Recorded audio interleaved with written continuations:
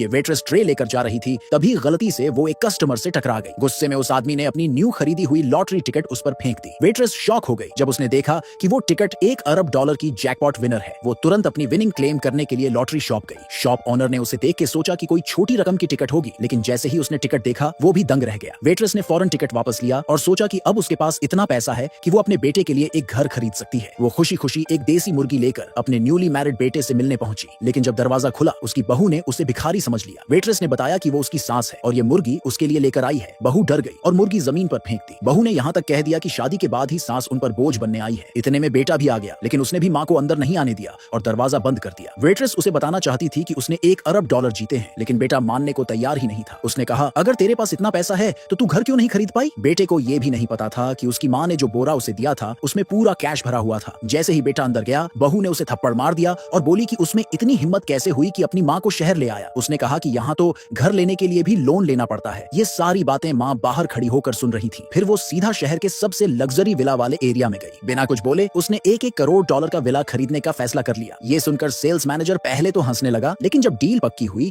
तो उसने स्टाफ को प्रॉपर्टी डीड तैयार करने और वेलकम सेरेमनी अरेंज करने को कह दिया। साथ में उसे एक गाड़ी भी फ्री में दी गई। तभी वो लड़का अपनी वाइफ को लेकर उसी रेसिडेंशियल एरिया में घर देखने आया। अंदर आते ही उसके एक कलीग ने कहा कि आज कोई बड़ा क्लाइंट आया है और उसे वार्निंग दी कि उस क्लाइंट को नाराज मत करना। उसी टाइम वो औरत यानी उसकी माँ ने अपने बेटे को देख लिया। वो बताना चाहती थी कि उसने यहाँ का सबसे महंगा विला खरीद लिया है, लेकिन पास खड़ी सास ने उसे ताना मारते हुए मजाक उड़ाया। बहू ने भी कह दिया कि जल्दी से यहाँ से निकल जाओ, वरना अगर बड़े क्लाइंट को गुस्सा आ गया तो तुम भुगतेगी। जब औरत ने कहा कि वो मैनेजर का वेट कर रही है ताकि उसका प्रॉपर्टी डीड प्रोसेस हो सके, तो सब हंसने लगे। बोले कि ये तो सिटी का सबसे महंगा विला है और एक गांव की वेट्रेस इसे कैसे अफोर्ड कर सकती है। ऊपर से आज मैनेजर के बिग क्लाइंट का डील क्लोजिंग डे भी है और अगर उसने उस क्लाइंट को परेशान कर दिया तो पूरा बवाल हो जाएगा। लेकिन किसी को नहीं पता था कि वही औरत ही वो बिग क्लाइंट है। बहू ने फिर लड़के से कहा कि जल्दी से अपनी माँ को यहाँ से भगा दे। माँ ने बोला कि उसने बेटे के लिए विला खरीद लिया है। इतने में मैनेजर प्रॉपर्टी डीड लेकर आ गया, लेकिन बेटा मान ही नहीं रहा था कि उसकी माँ के पास $10 करोड़ का विला खरीदने के पैसे हो सकते हैं। उसने कहा कि माँ तुरंत यहाँ से चली जाए। सास ने भी ताना मारा कि तू अपने वेट्रेस वाली सैलरी से तो विला का बाथरूम भी नहीं खरीद सकती। बेटा भी यही सोच रहा था कि उसकी माँ पागल हो गई है। वो बोला, मैंने कभी अपनी माँ से कुछ नहीं लिया और अब तो बस यही चाहता हूँ कि मेरी माँ पब्लिक में कोई तमाशा ना करे। फिर बहू ने भी धमकी दी